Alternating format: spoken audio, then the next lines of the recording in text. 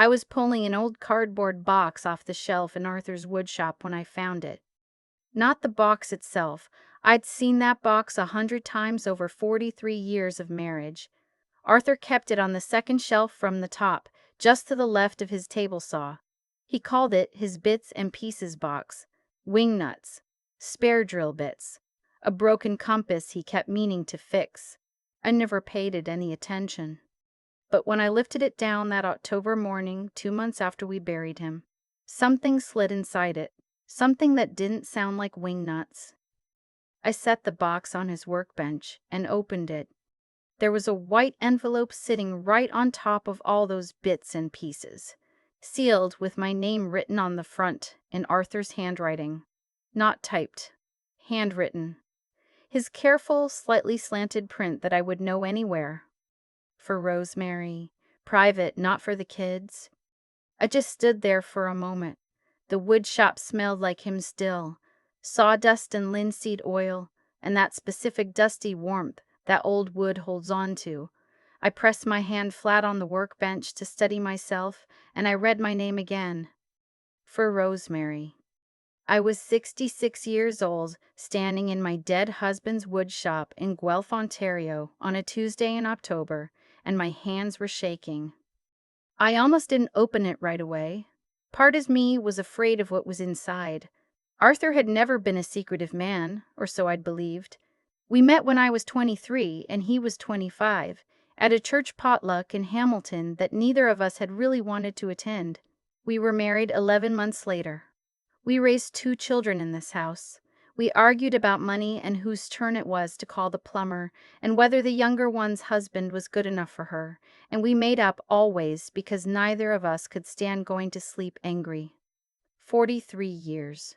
I thought I knew everything about this man. The envelope changed that assumption. Inside was a folded letter, 3 pages, front and back, in that same careful handwriting, and beneath the letter, a small brass key with a red plastic tag. The tag had a number printed on it, 447, and below the number, in Arthur's writing, TD Bank, Stone Road Branch. Safety deposit box. Ask for Harriet. She knows. I read the letter standing up. I couldn't have sat down if I'd tried. Arthur had opened that safety deposit box 14 years ago in 2012 without telling me.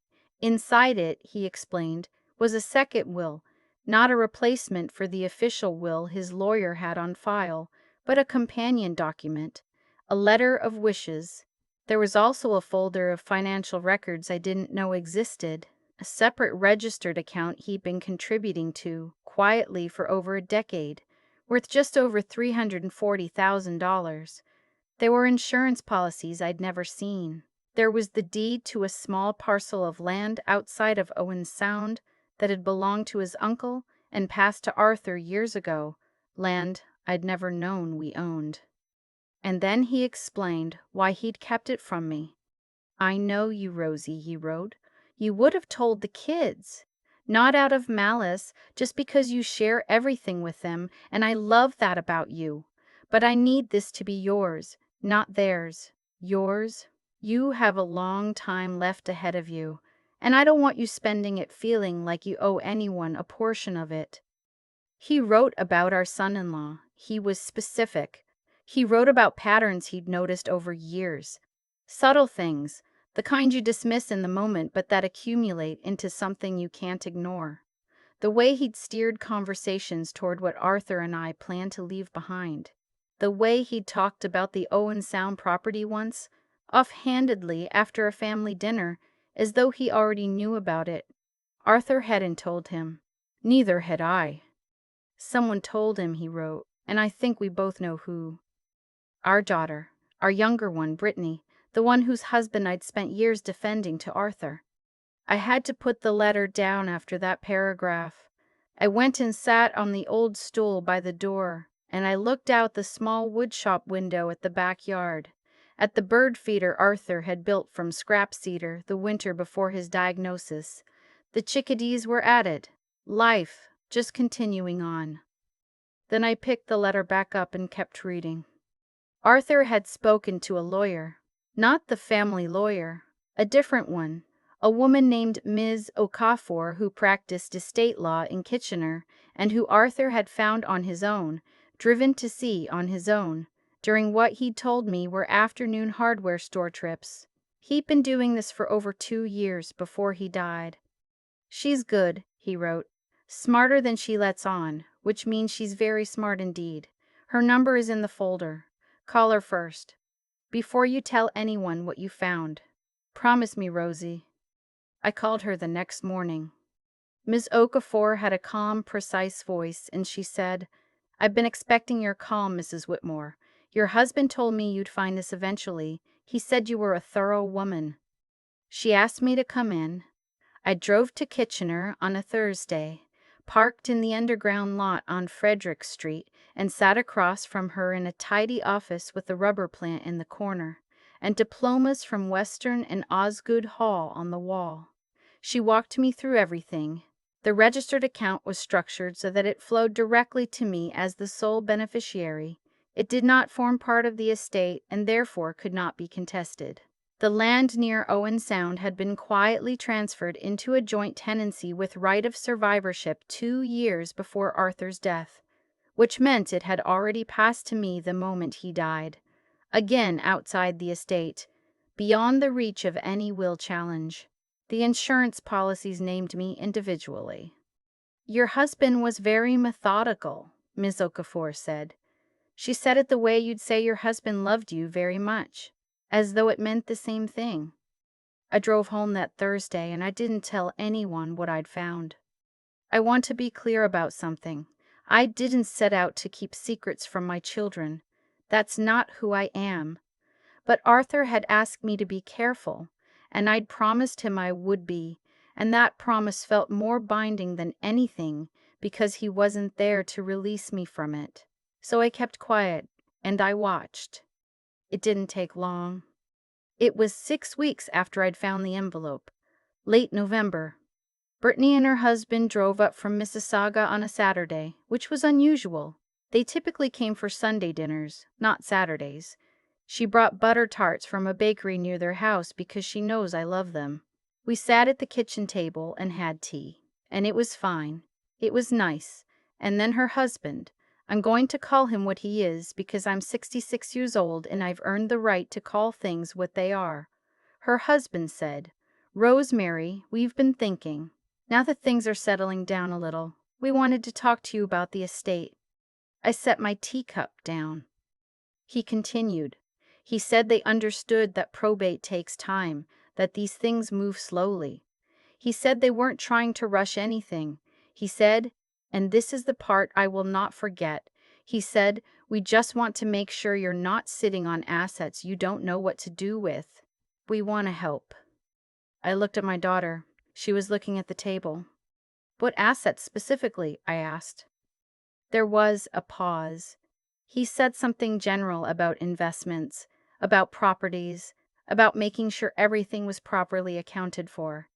He was careful with his words, the way careful people are when they're not being careful enough. I said, "I appreciate you thinking of me. I have a lawyer handling everything." He said, "Well, family lawyers can be slow. We were thinking you might want a second opinion. My brother-in-law does financial planning." "I have a lawyer," I said again, and something in my voice must have landed because he stopped talking. Brittany drove home that day without eating her butter tart. Things were quiet for a few weeks. Then, in January, I got a letter. Not from my daughter, from her husband directly, addressed to me, on paper with his brother-in-law's company letterhead. It said that as a concerned family member, he had reason to believe I might benefit from a financial capacity assessment and that he had consulted with someone at a law firm in Mississauga about the process for requesting such a thing. Financial capacity assessment. It's a real thing in Ontario. If someone can convince a court that an elderly person is no longer capable of managing their own affairs, a guardian can be appointed. It's meant to protect vulnerable people. In the wrong hands, it's a tool. I was not afraid. I want to be honest about that. There was a moment, standing at the kitchen counter reading that letter, when my stomach dropped. But it wasn't fear. It was more like grief. The particular kind that arrives when you finally stop being surprised by something you already knew. I called Miss Okafor that afternoon. She was quiet for a moment when I told her. Then she said, "He doesn't have grounds, but let him try if he wants to. Sometimes the best thing is to let someone show exactly who they are in front of a judge."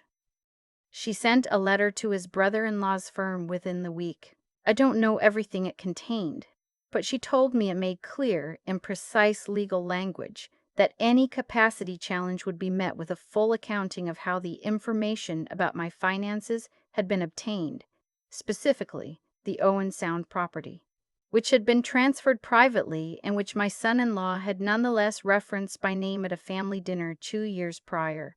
She also made clear that she would be recommending a police matter if certain details pointed where she suspected they pointed. I never heard back from the Mississauga law firm. My son called me from Calgary the following week. He's the older one, steady, reasonable, the kind of person who takes a long time to form an opinion and then holds it calmly. He'd heard something through Brittany. He said, "Mum, what's going on?" I told him. Not everything, not at once, but enough. I told him about the envelope. I told him about the safety deposit box and Ms. Okafor and the letter on law firm letterhead. I told him what Arthur had written about Brittany's husband, the patterns he'd noticed over years. My son was quiet for a very long time. Then he said, "Dad knew." "Yes," I said, "Dad knew." He said, "How long had he been planning this?" "At least 2 years before he died, maybe more." Another long pause. I could hear the particular silence of a Calgary apartment at 7 in the evening, that specific Western stillness. He said, "Mum, I'm sorry I didn't see it." "Neither did I said. "That's why your father handled it." I won't pretend the months that followed were easy. Brittany stopped calling for a while, and when she started again, the calls were short and careful, like conversations between people who aren't sure what language to speak. Her husband stopped coming to family gatherings. She came alone at Easter. She sat across from me at the table and looked like someone trying to find a way back to a place and not being certain the door was still open. I didn't close it. I left it open. Arthur would have wanted that. But I also didn't pretend. I am 66 years old. I've buried a husband. I know that love, real love, the long kind, isn't soft in the way people think it is. It's precise. It plans ahead. It puts the right papers in the right box on the second shelf from the top, and it trusts you to find them when you need them. I went back to the woodshop in the spring. The bird feeder needed refilling, and I stood in the doorway afterward, looking at the workbench and the shelf, and the spot where that cardboard box had been sitting for. How many years? Long enough. I thought about Arthur driving to Kitchener on those Thursday afternoons. I thought about him printing my name carefully on that envelope, pressing it down into the box among the wing nuts and the broken compass, trusting me. I thought about what he'd written at the very end of the letter. "You always were the sensible one. I just needed to make sure you had everything you needed to be sensible with." I still have that letter, all 3 pages of it, front and back. I keep it in a different place now, somewhere that is mine, that no one else will stumble across. Someday, when the time is right, I'll show it to Brittany. Not because she needs to know every word her father wrote, but because she needs to know he thought about her. He loved her. He was protecting me, not punishing her. That distinction matters. Arthur understood that. I think slowly she's beginning to understand it too. And if you have a partner, a spouse, someone you're building a life with, please don't wait. Talk to an estate lawyer. Make a will that actually reflects what you want. Set up your registered accounts correctly. Name your beneficiaries deliberately, and don't assume that the people you love will agree on everything once you're no longer in the room to keep the peace. Arthur knew that families are complicated. He knew it because he loved us all and paid attention. He didn't leave me helpless, he left me prepared. That's the most loving thing he ever did for me. More than the cedar bird feeder. More than 43 years of never going to sleep angry. He left me prepared. I think about that cardboard box a lot. The way it sat on that shelf for years. Ordinary, dusty, unremarkable, while everything Arthur had put inside it was anything but. He didn't leave me a dramatic gesture. He left me something quieter and more useful, a plan. And I've come to understand that the plan itself was a form of integrity. He could have ignored what he noticed. He could have told himself it was nothing, that families work these things out, that love smooths everything over eventually. A lot of people choose that. It's easier. But Arthur chose honesty over comfort, and that choice, made quietly, over years, in a Kitchener law office on Thursday afternoons, is the reason I'm standing on my own 2 feet today. What happened to my son-in-law wasn't bad luck, it was consequence. When you spend years watching an elderly couple's finances with the patience of someone who expects to inherit them, when you put your name to a letter threatening a capacity challenge against a woman who has given you nothing but welcome at her table, you are making choices. Every one of those choices lands somewhere. They landed on a desk in Ms. Okafor's office, and they landed exactly where Arthur had predicted they would. I don't say this with satisfaction. I say it because it's true, and because I think the truth of it matters. The way we treat people, especially the ones who are older, or grieving, or temporarily vulnerable, is not a small thing. It accumulates. It becomes the record of who we are. Arthur knew that.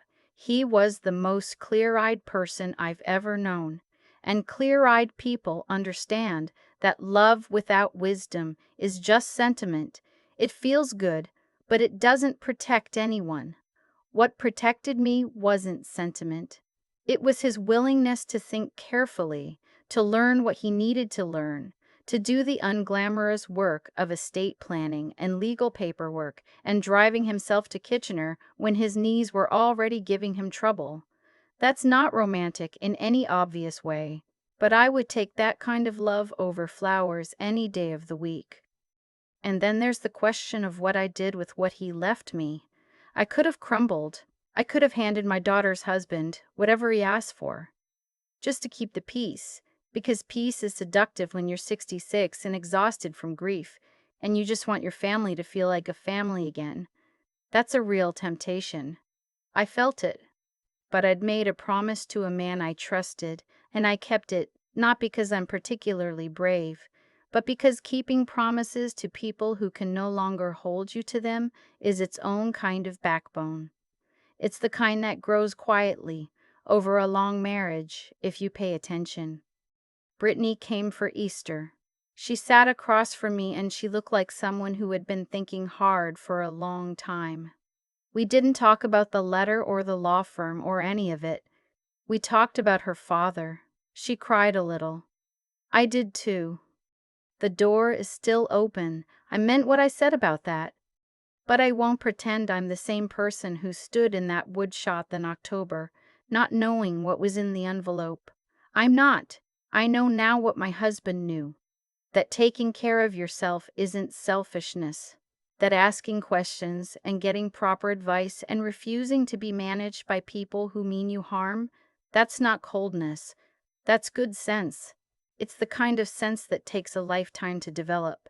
And I'm glad I finally have it, even if the cost of learning it was higher than I would have chosen.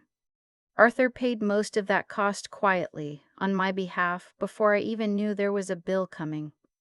That's what I carry with me now, out of that woodshop and into whatever comes next.